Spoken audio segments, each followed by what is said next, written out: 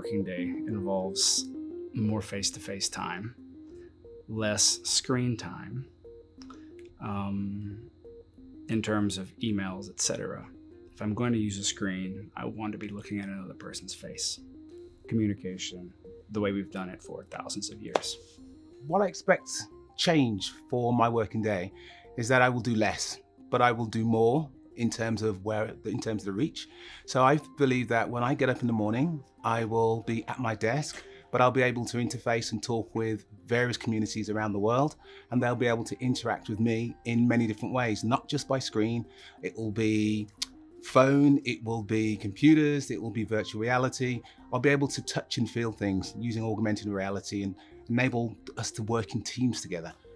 I would say that it's going to be a much more flexible environment. People are going to be working from all over. You're already starting to see that progression. It's going to be all over VC, chat. It's going to be a lot less human interaction, which I'm a little sad about, to be honest, but I do think that's the wave of the future, where everyone's going to be all over, kind of living the lifestyle that they want to lead and realizing that their work-life balance is something that they need to change a little bit.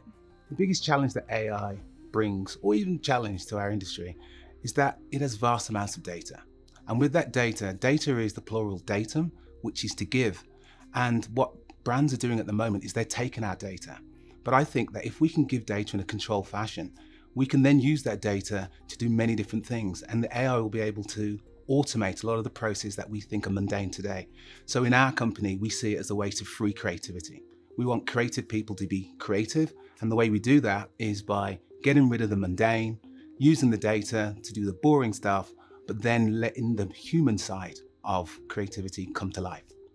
I like to think that I'm creative every single day. As a content strategist, it doesn't necessarily evoke creativity as, a designer or a copywriter or something like that.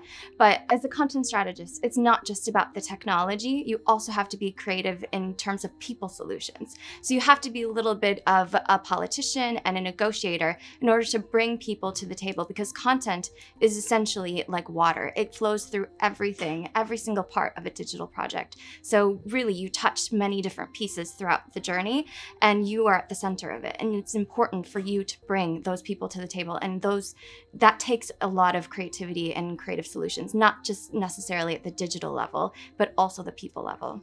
I think there are a number of things that are broken about the way that I work today. The one that I like to continue to try and fix myself is seeking out the right place to get the work done. Is that this notion of the workplace has dramatically changed. When I entered the workforce, the workplace was a place I went to from 9 to 5 every day. And that has dramatically changed. But continuing to push the boundaries of where can I get my work done? How does technology allow me to do that work in multiple different places, across boundaries that can be quite local or quite internationally distributed? And then also with a variety of teams. Email is a very inefficient and somewhat disruptive mechanism for communicating. It has its advantages. It's a record of what you've said.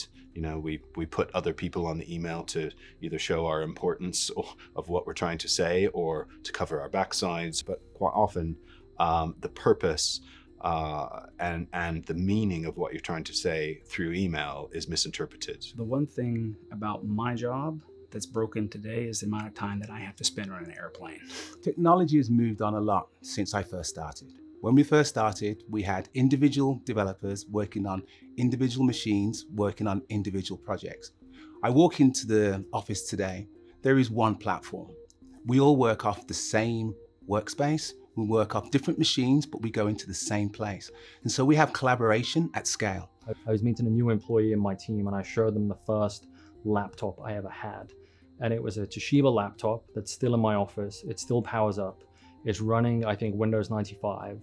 It wasn't running 95 originally, but it's about this thick. And I wouldn't really want to estimate how many pounds it weighs, but it's a lot. It feels like it weighs almost as much as my 6-year-old daughter.